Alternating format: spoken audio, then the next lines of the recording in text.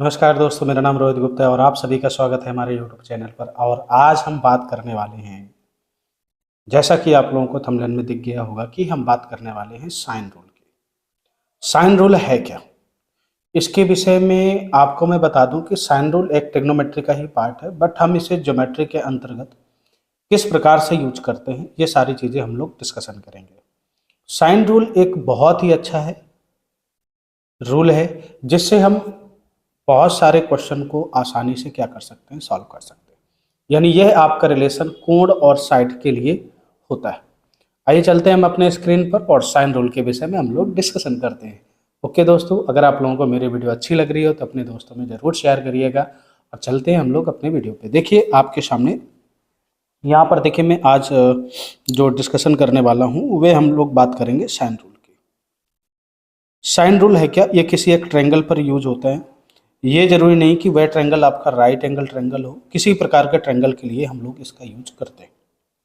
Okay, अच्छा। ये बताता क्या है, ये बताता है कि साइन रूल कहता क्या है। ध्यान से सुनिएगा। साइन रूल का मतलब क्या है कि यदि किसी ट्रायंगल ए बी सी में आपके सामने दे रखा है, ए बी सी में कोई एक ट्रायंगल का एंगल दे रखा है और उसके अपोजिट साइड के विषय में कोई जानकारी दे रखी है, अपोजिट साइड मान लीजिए ए दे रखा है, इनके बीच जो रिलेशन को शो करता है उसमें हम लोग साइन रूल यूज करते हैं। जैसे सपोज आपके सामने कोई एक यहाँ पर ट्रायंगल ए बी सी दे रखा है, तो साइन रूल का मतलब क्या है, ध्यान से सुनिएगा। साइन रूल का मतलब होता है कि किसी भी वर्टेक्स से, किसी त्रिभुज के किसी भी वर्टेक्स से अपोजिट वाली, जो इसके अपोजिट साइड जो लाइन होती है, जो अपोजिट साइड होती है, उनके बीच जो रेशियो होता है वह सेम होता है। मतलब अगर मैं कहूँ कि अगर ये साइड ए है ए बी सी ट्रायंगल में, और ये यहाँ पर एंगल ए कोण फॉर्मेट कर रहा है, यहाँ पर थीटा अल्फा कुछ भी हो सकता है, एक्स वाई जेड, इसकी कोई दिक्कत की बात नहीं। तो ए अपान साइन ए हो जाएगा, बी अपान साइन बी हो जाएगा, और सी अपान साइन सी हो जाएगा। और ये सभी किसी कांस्टेंट के बराबर होते हैं। यही हमारा साइन रूल कहता है। यानी जो ये होते हैं ये बराबर होते हैं। अर्थात मैं एक चीज़ और भी कह सकता हूँ, जब ये किसी कांस्टेंट के बराबर हैं, किसी कांस्टेंट के बराबर हैं, तो यहाँ से एक चीज़ बहुत अच्छी निकल कर के सामने आती है कि जो ए रेशियो बी रेशियो जो सी आपका होगा वह होगा क्या, ध्यान से सुनिएगा, sine A ratio sine B ratio sine C होगा। यानी जो साइड का रेशियो होता है वही उनकी अपोजिट एंगल का रेशियो होता है साइन के साथ। तो यानी ये बहुत बड़ी काम की चीज़ है कि अगर किसी भी त्रिभुज के आपके कोण दे रखे हैं, उनके साइड निकालने हैं, तो साइन आप रूल लगा दीजिए, आराम से उसके साइड के रेशियो निकल आएंगे कि साइड आपके इस अनुपात में होंगे। ओके, ये कैसे बराबर होते हैं, आइए इस चीज़ को समझते हैं। मान लीजिए कोई ट्रायंगल ये ए है, और यहाँ पर मैं ले लेता हूँ ये साइड ए, और इस साइड को ले लेता हूँ बी, और इधर की साइड क्या हो जाती है, मान लीजिए सी, और इस पे हाइट मैंने एच ले लिया। तो एच का मतलब क्या है कि ये जो लाइन है, एडी लाइन जो गई है, ये इस पे लंब है। लंब का मतलब 90 डिग्री का कोण बना रहा है। तो यहाँ से आप निकालेंगे, अगर मैं ट्रायंगल ए डी बी में अगर ले लूँ,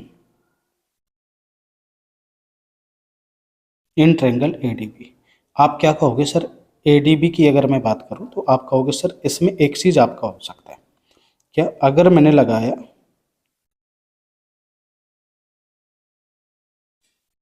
साइन बी, साइन बी का मतलब क्या होता है, साइन बराबर क्या होता है, लंब बटे कर्ण होता है।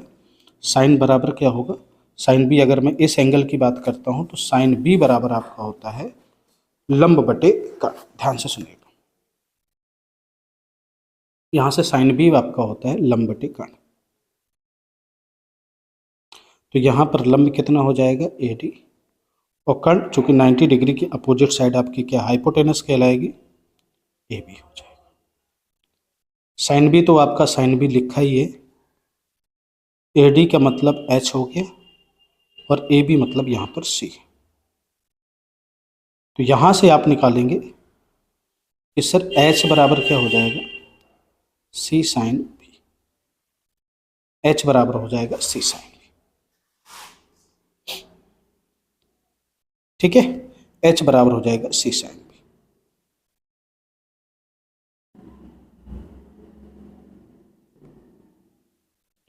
अगर मैं आगे इसी ट्रायंगल को मैं यहां पर ले लेता हूं,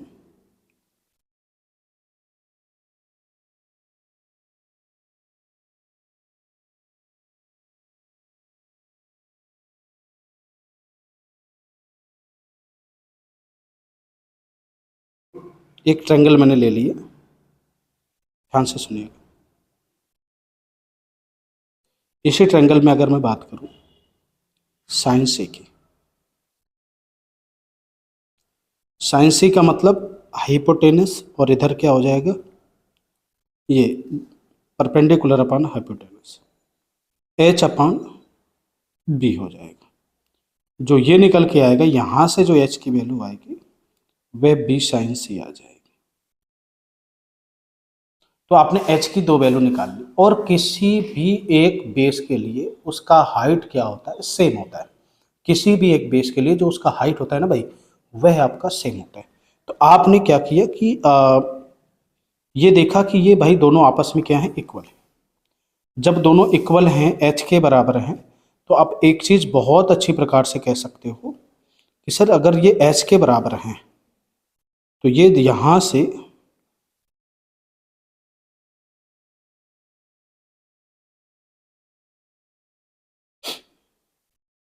सी साइन बी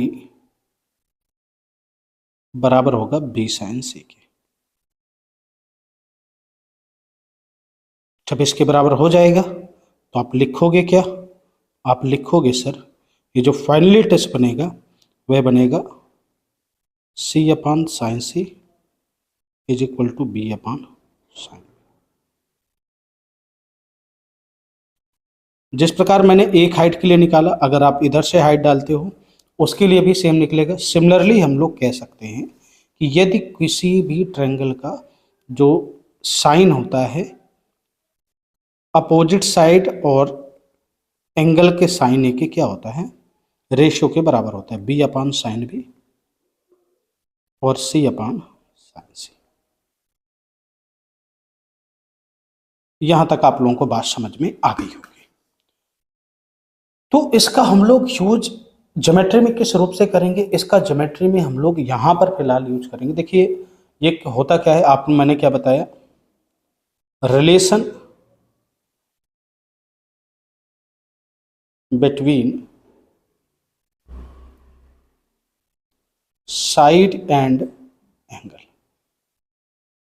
यानी या तो एंगल एंगल साइड दिए हों इस पे काम करेगा ये, या तो आपके सामने साइड एंगल साइड दियो इस पे काम करेगा। अभी मैं आगे पढ़ाऊंगा side angle side, angle angle side, ये सारी चीज़ें होती क्या हैं, क्योंकि आगे हम लोग डिस्कशन करेंगे। अभी त्रिभुज में समरूप त्रिभुज है, सर्वांगसम त्रिभुज है, ये सारी चीज़ें हम लोग यहाँ पर पढ़ेंगे और बहुत ही अच्छे से समझेंगे, है ना जी। तो यहाँ से इसमें रिलेशन शो करता है। तो हम लोग इसका जो यूज यहाँ पर करने वाले हैं वे एरिया फाइंड आउट करने के लिए। किसी भी त्रिभुज का जो एरिया होता है यहाँ पर समझिएगा 1/2 बेस इंटू करस्पॉन्डिंग हाइट होता है। ये सभी लोग आप लोग जानते हैं कि बेस इंटू करस्पॉन्डिंग क्या होता है, हाइट होता है। यानी 1/2 बराबर 1/2 गुणे आधार गुणे उनकी संगत जो ऊंचाई होती है वही होता है। आपने कहा जी सर, अगर मैंने बेस किसी भी त्रिभुज ए बी सी में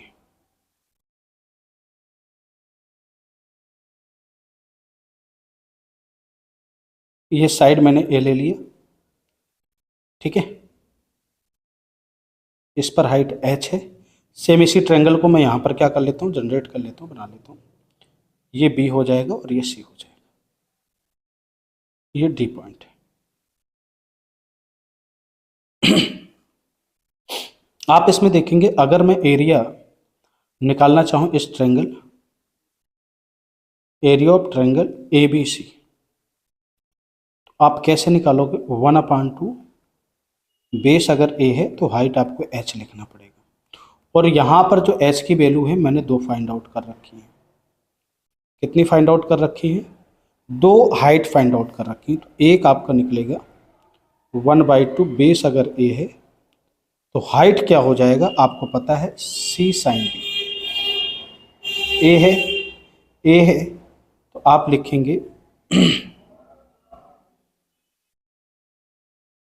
लिखेंगे यहाँ पर c साइन बी।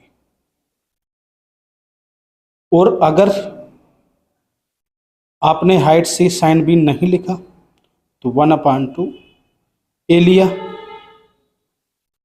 ए साइड लिया तो आपको लिखना पड़ेगा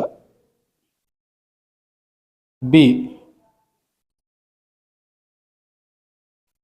साइन सी। तो यहां से आप कह सकते हैं 1/2 ए सी साइन बी, यहां से लिख सकते हैं 1/2 A B sign C.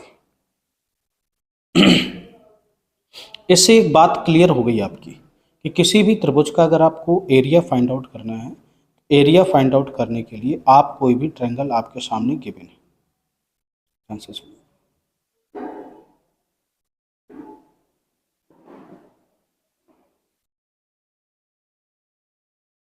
A B सी। अगर मैंने कहा कोण ए गिवन है, ध्यान से सुनिएगा, इससे पैटर्न क्या है, कोण ए गिवन है, ठीक है, उसके अगल बगल की साइड सी और बी दे रखी हैं, आपको निकालना है। तो यहाँ पे आप क्या करोगे, 1/2 बी सी इंटू साइन ए, बीच वाले कोण को आप लिखोगे। अगर इस वाले कोण को आपको इंक्लूड करना है बी को तो आप लिखोगे 1/2, ये अगर साइड आपका ए है तो ए सी साइन बी। अगर आप by the way angle C को इंक्लूड करना चाहते हो तो आप करोगे क्या, 1/2 ए बी साइन सी। ये आपके एरिया ऑफ ट्रायंगल होते हैं। जब आपके कोण और साइड दिए हों तो हम एरिया ऑफ ट्रायंगल इसमें क्या कर सकते हैं, लगाते हैं, और इसके माध्यम से हम किसी त्रिभुज की साइड भी क्या करते हैं, फाइंड आउट करते हैं। जैसे ध्यान से सुनिएगा,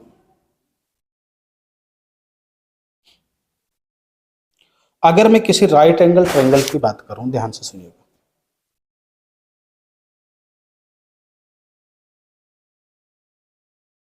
राइट एंगल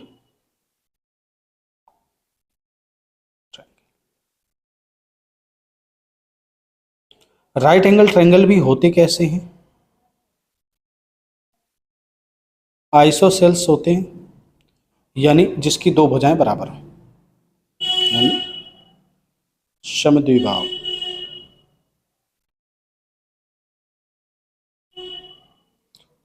आपने कहा सर कैसे, आपने लिया ये,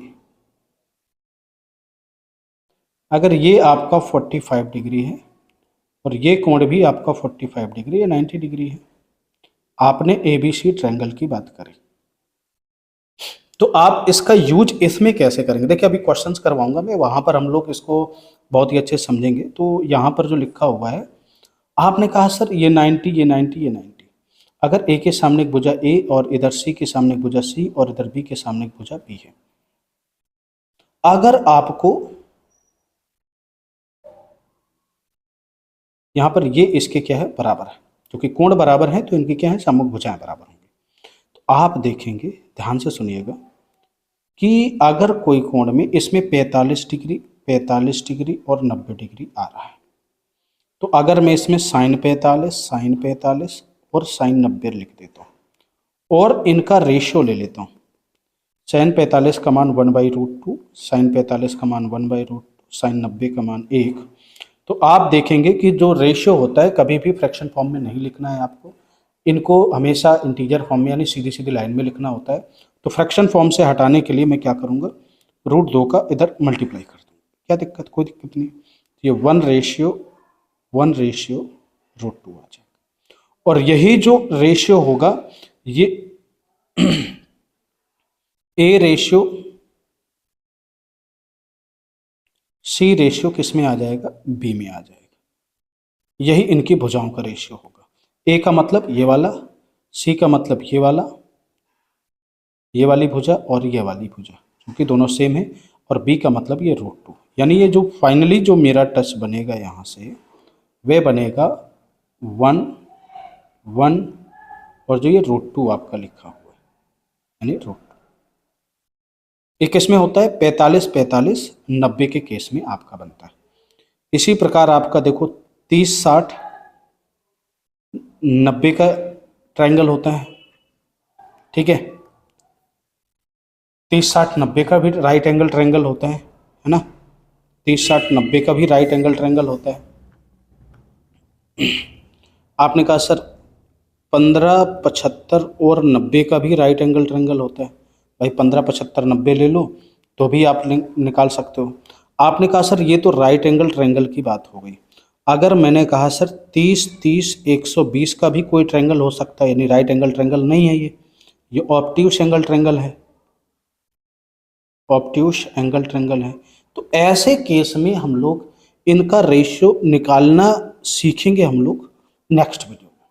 अब इनका यूज कहाँ पर होता है, जैसे आपने हाइट एंड डिस्टेंस पढ़ा होगा, ऊंचाई और दूरी, वहाँ पर बहुत ढेर सारे होते हैं क्वेश्चंस लगाने के लिए। आप चुटकियों में क्वेश्चंस लगा सकते हैं बिना किसी टेंशन के। ओके जी, तो आज के लिए हम लोगों का सीन यहीं तक रहेगा, शेष आपको नेक्स्ट वीडियो में प्रोवाइड हो जाएगा। Okay guys, thank you for watching.